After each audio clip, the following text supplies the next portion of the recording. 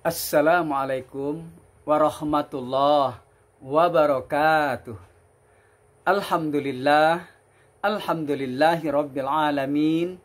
Wassalatu wassalamu ala asrafil anbiya'i wal mursalin wa ala alihi wa sahbihi ajma'in. Amma ba'du.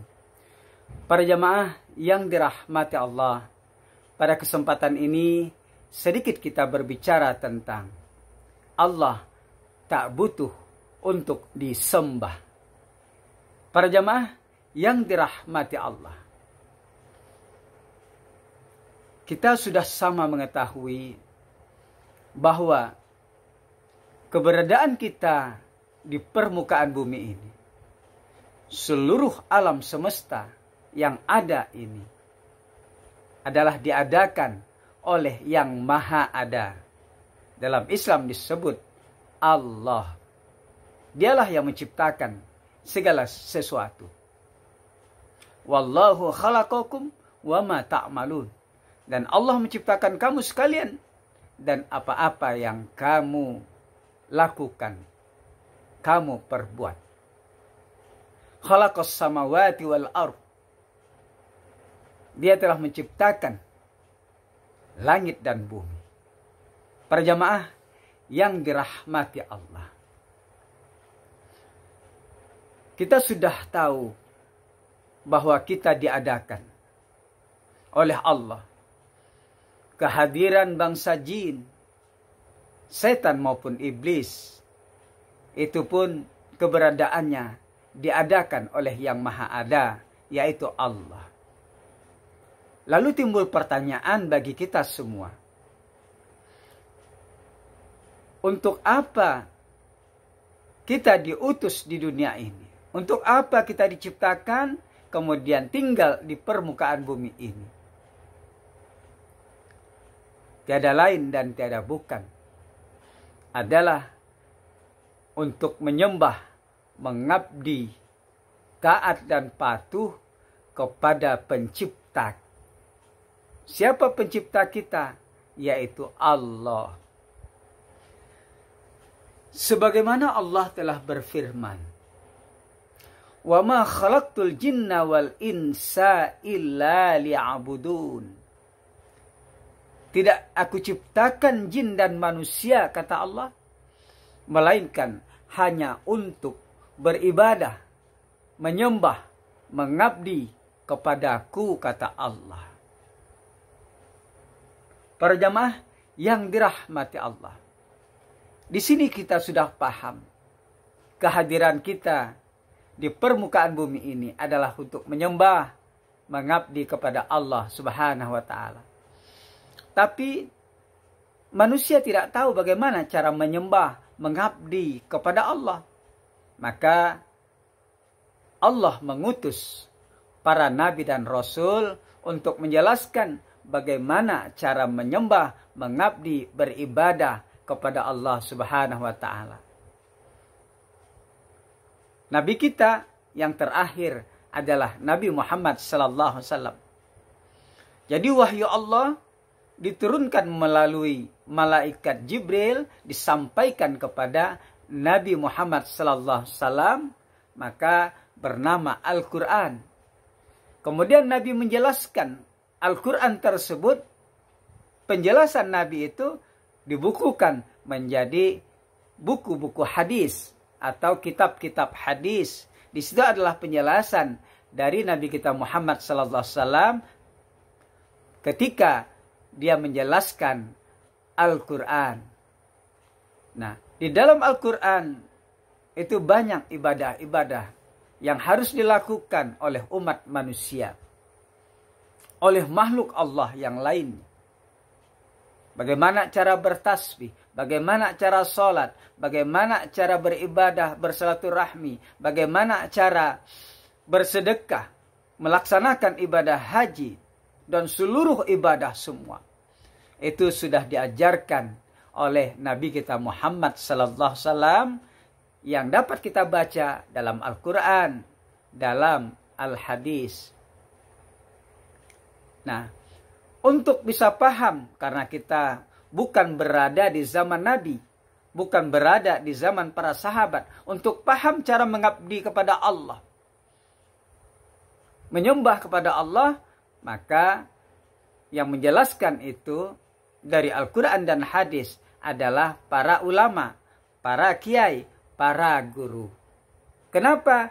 Karena mereka semua adalah pewaris dari Nabi kita Muhammad sallallahu alaihi wasallam. Pewaris ilmu. Sebagaimana Rasulullah sallallahu alaihi wasallam bersabda, "Al-ulama warasatul anbiya." Para ulama adalah pewaris dari Nabi kita Muhammad sallallahu alaihi wasallam. Pewaris dari para nabi dan rasul yang terdahulu. Perjamaah yang dirahmati Allah. Oleh karena itu, maka sudah sepantasnya, sudah sewajarnya, sudah sepatutnya kita menyembah, mengabdi kepada Allah Subhanahu wa taala. Ketika sampai waktu sholat, maka sholatlah kita. Ketika sampai di bulan Ramadan, maka berpuasalah kita bagi yang telah mencukupi syaratnya. Ketika nisab harta sudah terpenuhi, maka berzakatlah kita. Ketika bulan haji dan kita mampu untuk melaksanakannya, maka kita menunaikan ibadah haji, ibadah umroh, dan sebagainya. Ketika kita bermasyarakat, maka kita dianjurkan untuk bersilaturahmi atau bersilaturahim kepada sesama. Ini adalah bentuk ibadah. Ini adalah bentuk pengabdian. Salat adalah bentuk penyembahan kepada Allah Subhanahu wa taala. Nah, sesuai dengan yang Allah perintahkan kepada kita, dan tujuan Allah menciptakan kita adalah untuk mengabdi, menyembah kepada Allah Subhanahu wa taala. Para jamaah yang dirahmati Allah, timbul juga pertanyaan bagi kita. Apakah Allah itu butuh untuk disembah oleh makhluknya? Sebenarnya, walaupun Allah memerintahkan, walaupun Allah bermaksud menciptakan kita agar kita adalah menyembah dan mengabdi, tapi pada hakikatnya Allah tidak butuh untuk disembah. Karena seluruh makhluknya ingkar kepada Allah umpamanya, tidak mau bersujud, tidak mau mengabdi, tidak mau menyembah Allah, maka Allah tetap Allah. Kedudukan Allah tidak berkurang. Kalau kita menyembahnya, semua taat kita kepadanya, itu pun kelebihan daripada Allah. Kemaha agungan daripada Allah itu tetap agung. Tidak bertambah, tidak berkurang. Ketika kita tidak mau menyembahnya, kedudukan Allah berkurang, itu tidak.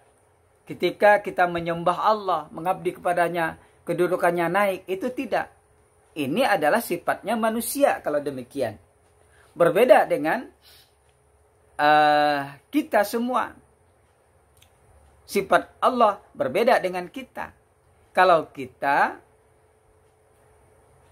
banyak yang mendukung kita, maka kita bisa naik. Naik peringkat. Kalau tidak ada yang mendukung kita, maka kita jatuh peringkat. Berbeda dengan Allah.